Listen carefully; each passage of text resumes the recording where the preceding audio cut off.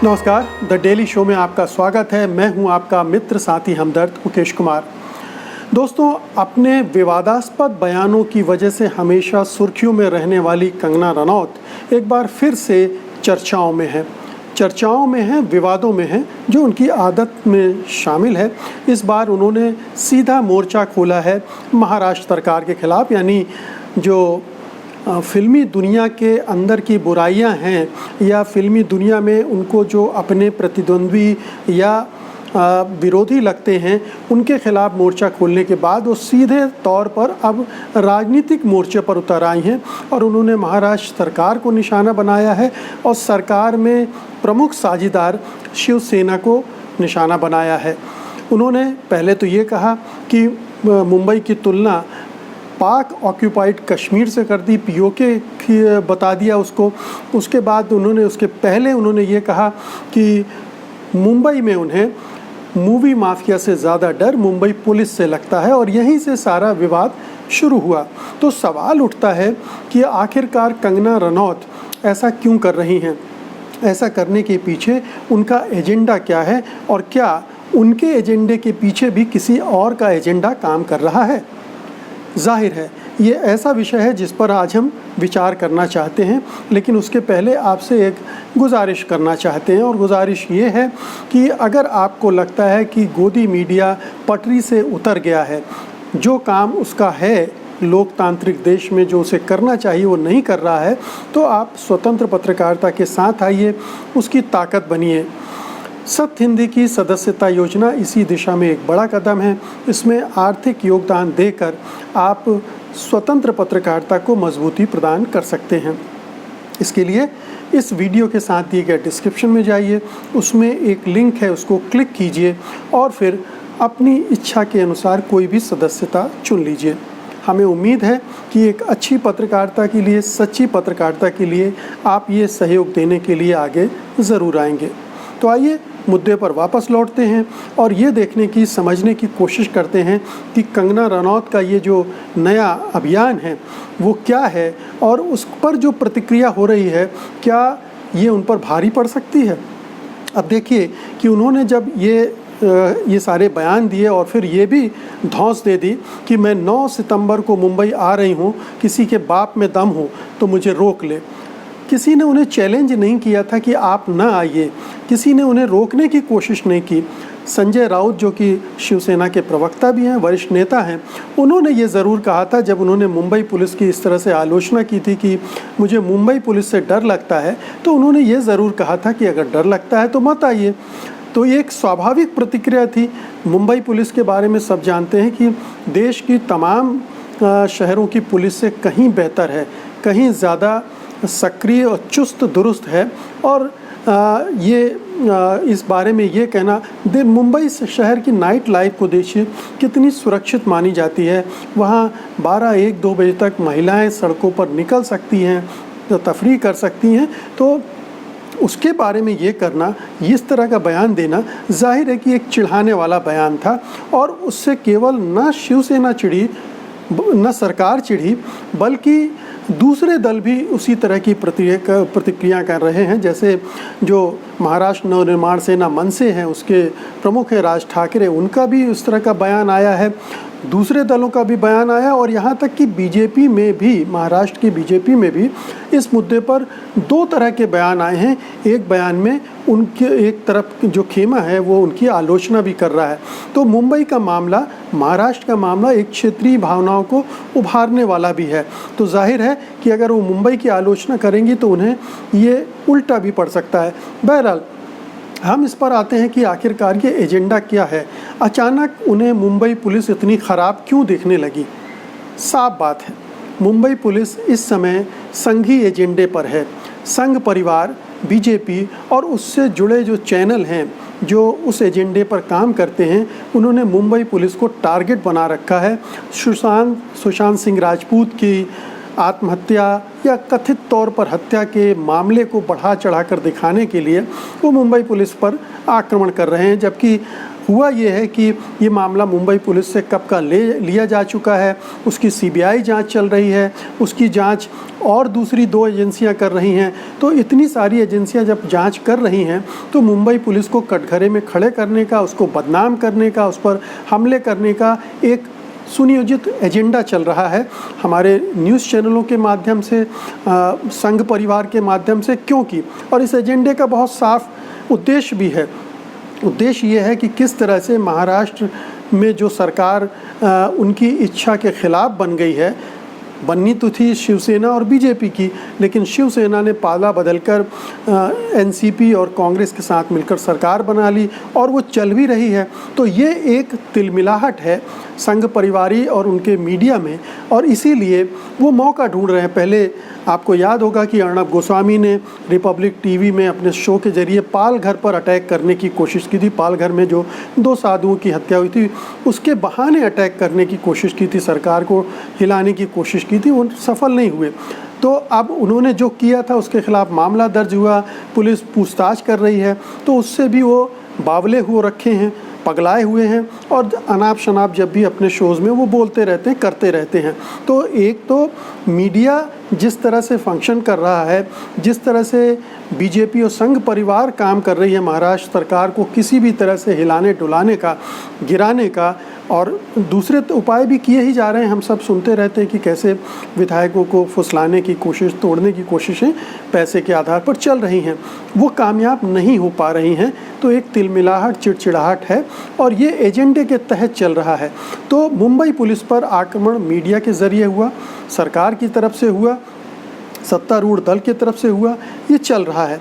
ऐसे में कंगना रनौत को भी एक मौका मिल गया, और उन्होंने मौका क्या मिल गया, वो तो मौका ढूंढती रहती हैं विवाद खड़े करने की, सुर्खियों में रहने के लिए। और ये उन्होंने, और चूँकि पिछले हम 2-3 सालों से देख रहे हैं कि उनका पूरा रुझान बीजेपी और प्रधानमंत्री नरेंद्र मोदी की तरफ है, वो प्रधानमंत्री नरेंद्र मोदी की खुलकर तारीफ़ कर चुकी हैं, उनके जीतने की कामना कर चुकी हैं, और जीतने के बाद जश्न मनाते हुए फ़ोटो भी डाल चुकी हैं।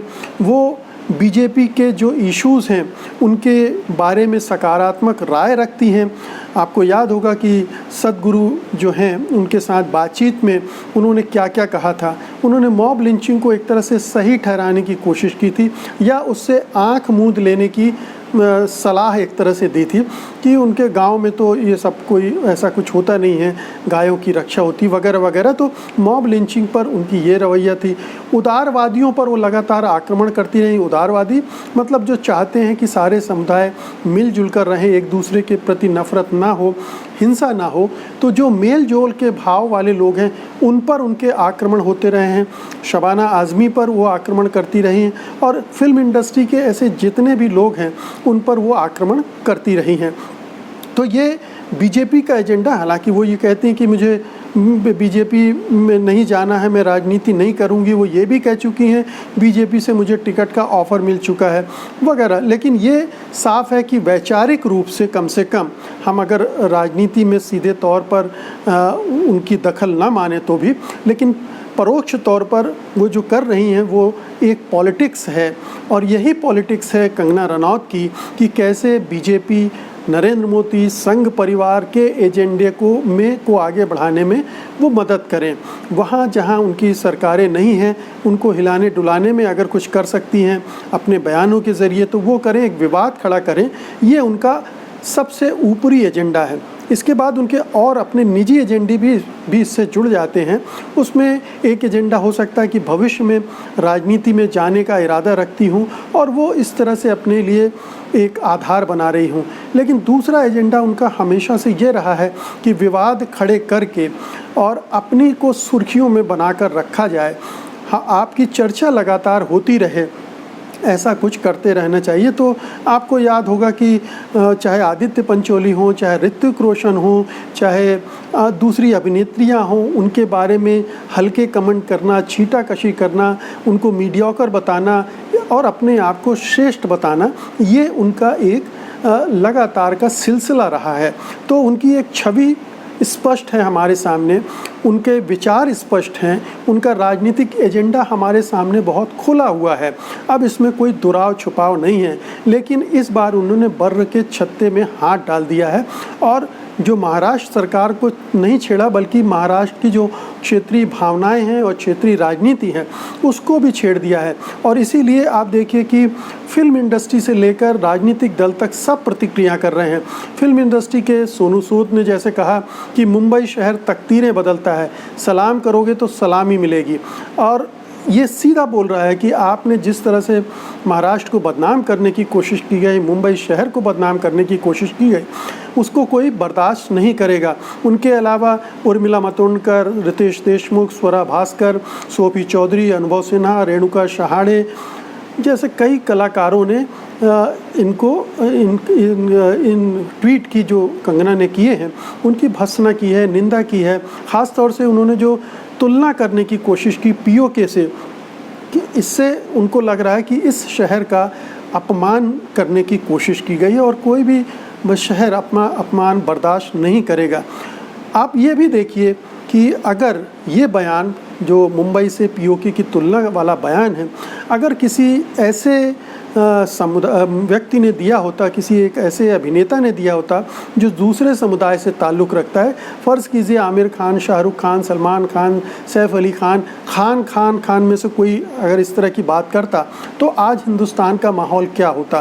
पूरा संघ परिवार उनकी मॉब लिंचिंग के लिए टूट पड़ता, पूरा मीडिया उनकी मॉब लिंचिंग पर टूट पड़ता। लेकिन कंगना रनौत के मामले में ऐसा माहौल आपको देखने को नहीं मिल रहा है। तो ये हमारे बायसेस हैं, हमारे भेदभावपूर्ण भावनाएं हैं, हमारे विचार हैं जो हम एक धर्म के प्रति दूसरी तरह से सोचते हैं और दूसरे धर्म के लोगों के प्रति दूसरे तरह से व्यवहार करते हैं।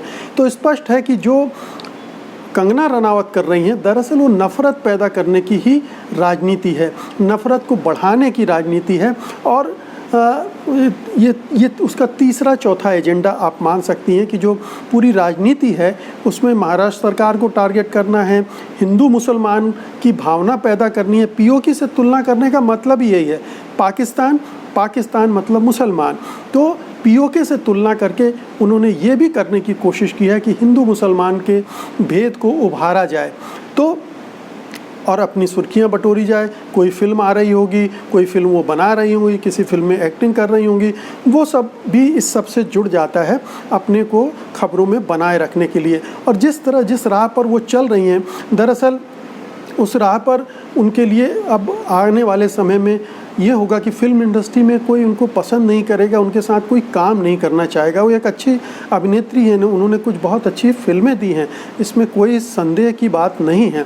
लेकिन अच्छी फिल्में देना एक बात है, लेकिन आप उसके उलट व्यवहार करते हैं जब सार्वजनिक जीवन में, क्योंकि आप एक सार्वजनिक व्यक्ति हैं, आपको लाखों करोड़ों लोग देखते हैं, पसंद भी करते हैं, चाहते भी हैं, तो आप एक रोल मॉडल की तरह भी उनके लिए हो जाते हैं। लेकिन अगर रोल मॉडल इस तरह से व्यवहार करता है तो उसका बुरा असर पूरे समाज पर पड़ता है, उनके फॉलोअर पर पड़ता है। और यही शायद इस पूरी जो कंगना रनावत कर रही हैं उसकी राजनीति का एक हिस्सा है कि अपने फॉलोअर को भी इसी तरह की भावनाओं और विचारों से में ढाल दो जिसमें नफ़रत है, हिंसा है, बेवजह की झगड़े हैं, विवाद पैदा करने की नीयत है और उसके ज़रिए एक विचारधारा से जुड़े एजेंडे को आगे बढ़ाने की राजनीति है।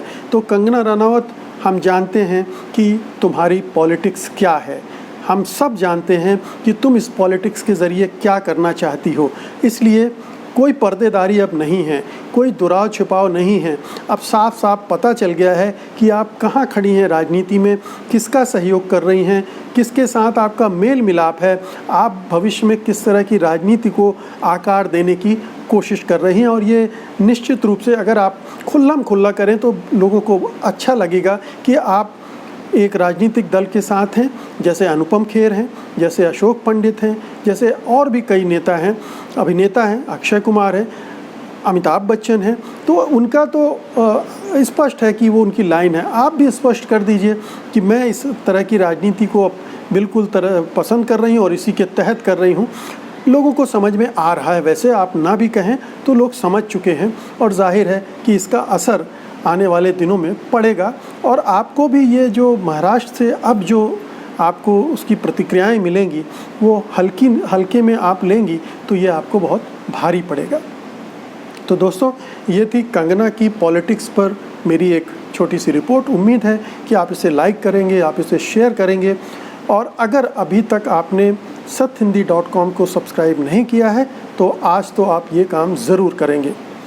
फ़िलहाल मुझे अनुमति दीजिए, कल मैं फिर हाजिर होता हूँ एक नए विषय पर अपनी विचार रखने के लिए, आपसे विचार साझा करने के लिए। तब तक के लिए नमस्कार।